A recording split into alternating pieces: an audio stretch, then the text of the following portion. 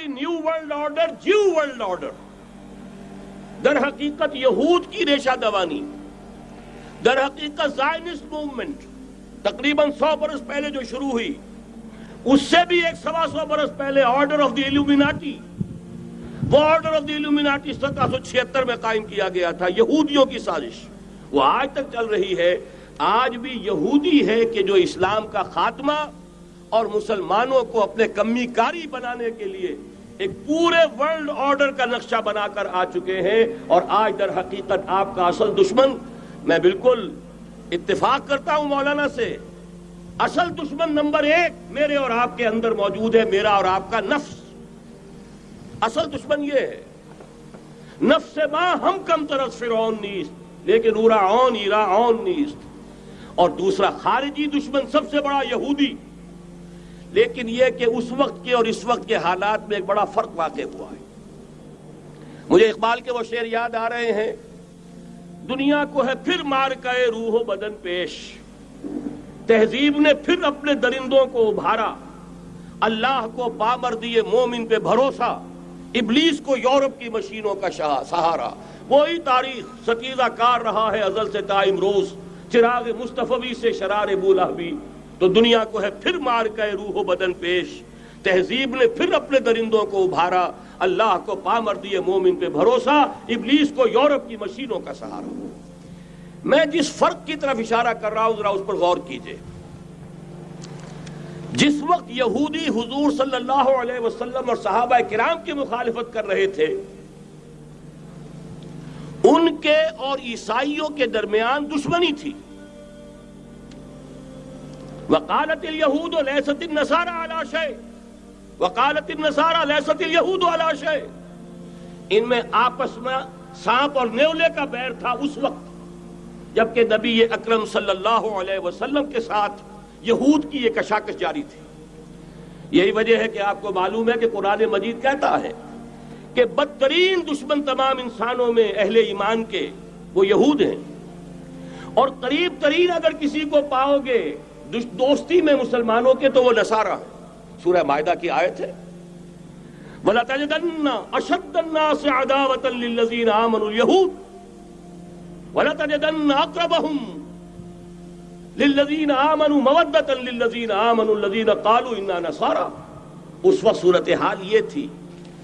آج زمین و آسمان کا فرق واقع ہو چکا ہے، آج یہودی عیسائی پر مسلط ہو چکا ہے، یہودیوں نے پورا عالم عیسائیت فتح کر لیا ہے، آج پورا عالم عیسائیت یہودیت کا اعلی کار بن چکا ہے۔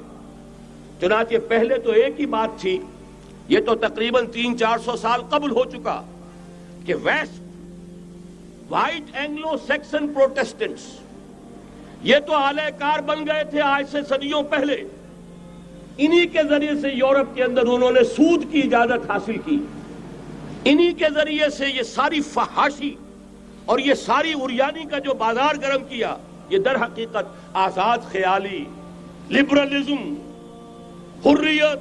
حریت فکر، حریت عمل، میں آزاد ہوں، میں ننگا جانا چاہتا ہوں بازار میں، آپ کون ہوتے روکنے والے؟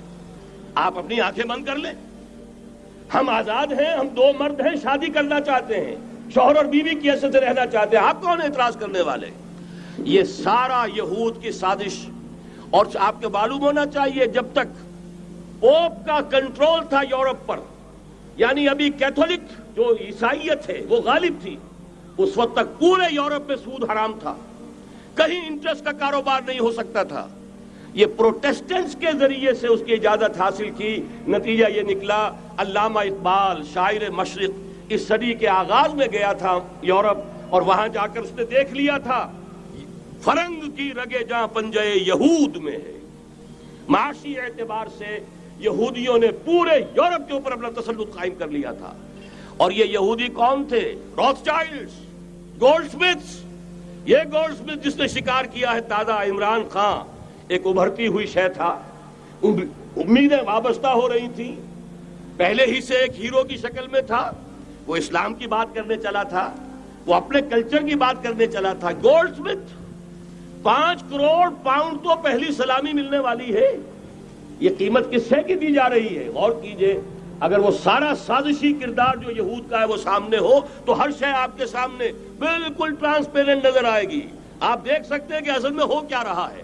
بہرحال مجھے جو دوسری بات کہنی تھی وہ یہ کہ یریدون لیطفئوا نور اللہ بافواہہم، اس وقت بھی یہودی تھا، آج بھی یہودی ہے، لیکن فرق یہ واقع ہوا ہے کہ اس وقت یہودی کے کنٹرول میں عیسائی نہیں تھے، بلکہ 1200 برس تک یہودیوں کے اوپر ظلم و ستم بلکہ ہوتا رہا عیسائیوں کے ہاتھوں.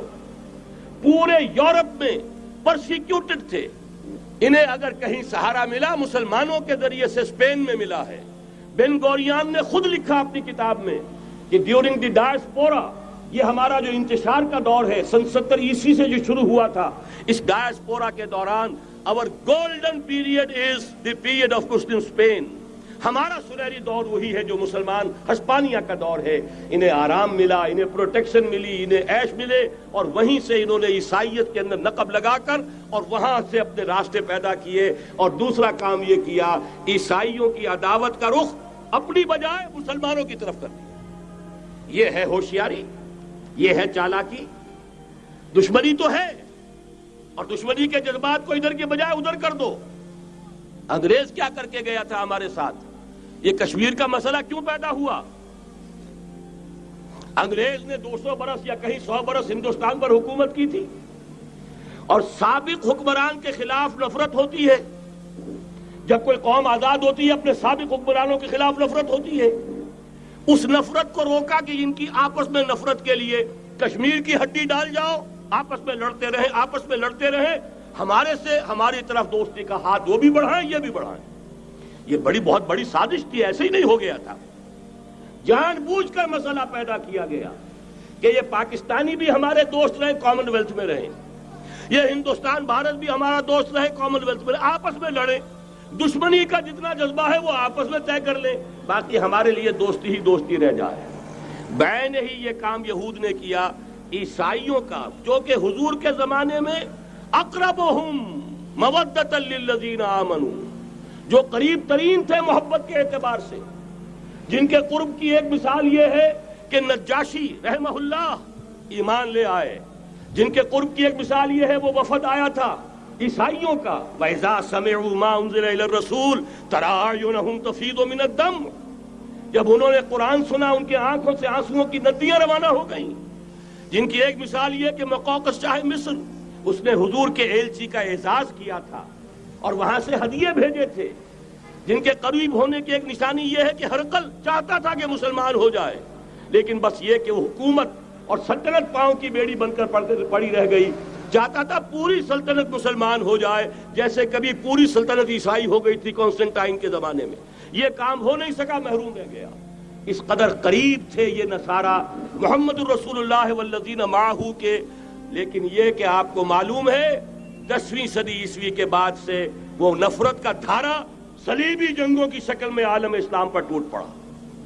اور اس کے بعد حال ہی میں جو فتح انہوں نے حاصل کی، نوٹ کر لیجئے کہ جہاں تک پروٹیسٹنٹ مذہب کا تعلق ہے وہ تو پہلے سے ان کی جیب میں تھا.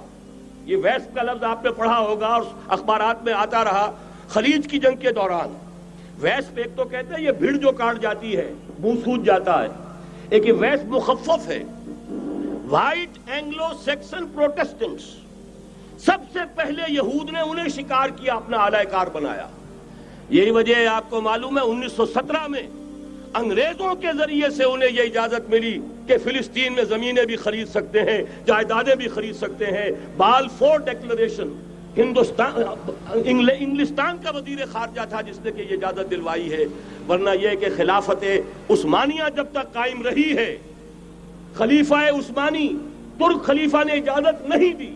اس لیے کہ حضرت عمر رضی اللہ تعالیٰ عنہ نے، یہ بھی اب تاریخ کی ایک حقیقت بیان کر رہا ہوں جو شاید بہت سے حضرات کے علم میں نہ ہو، کہ جب یروشلم کے عیسائیوں نے سرنڈر کیا ہے یروشلم، حضرت عمر آئے ہیں، تشریف لائے ہیں مدینہ منورہ سے چارج لینے کے لیے. اس وقت جو ٹریٹی لکھی گئی ہے، جو معاہدہ ہوا ہے، اس میں وہاں کے یہودیوں، یہاں کے عیسائیوں نے طے کرایا تھا کہ یہاں آپ یہودیوں کو آباد ہونے کی اجازت نہیں دیں گے.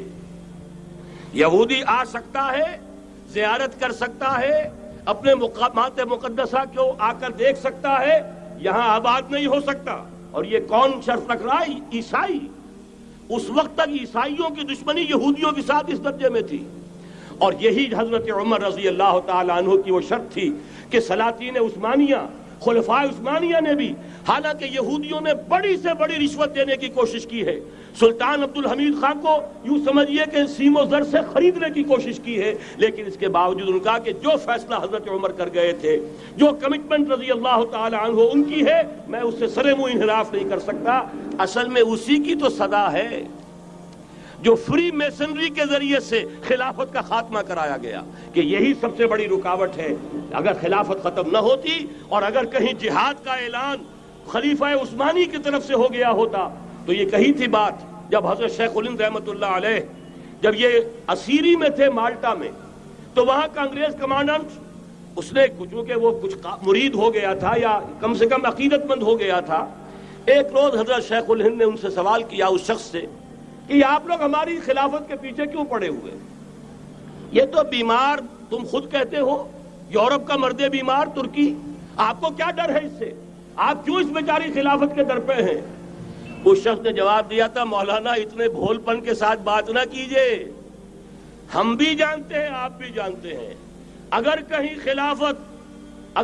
خلافت عثمانیہ کی طرف سے جہاد کا اعلان ہو گیا تو پورے عالم اسلام سے لاکھوں مسلمان اپنے سروں سے کفن باندھ کر نکل آئیں گے۔ آج اس گئے گزرے دور میں بھی اس کمزور اور یوں سمجھیے کہ نام نہاد خلافت کے اندر اتنی جان ہے، اتنی طاقت ہے، لہذا اس کو ختم کیا گیا، اور ختم کرایا گیا کن کے ذریعے سے؟ وہ جو مسلمان کہلاتے ہیں تھے فری میسن، مصطفیٰ کمال پاشا فری میسن، اور اس کے ذریعے سے انہوں نے سارے کام جو کروائے وہ در حقیقت اپنی سازشوں کے ذریعے سے اور مسلمانوں کو استعمال کر کے کروائے۔ بہرحال بات لمبی ہو رہی ہے۔ پہلی بات تو یہ ہے کہ وہی نقشہ اس وقت کا آج بھی ہے جہاں تک یہودیوں کا تعلق ہے، لیکن فرق یہ واقع ہو گیا کہ اس وقت عیسائی یہودیوں کے تابع نہیں تھے، بلکہ عیسائیوں اور یہودیوں کے مابین دشمنی تھی۔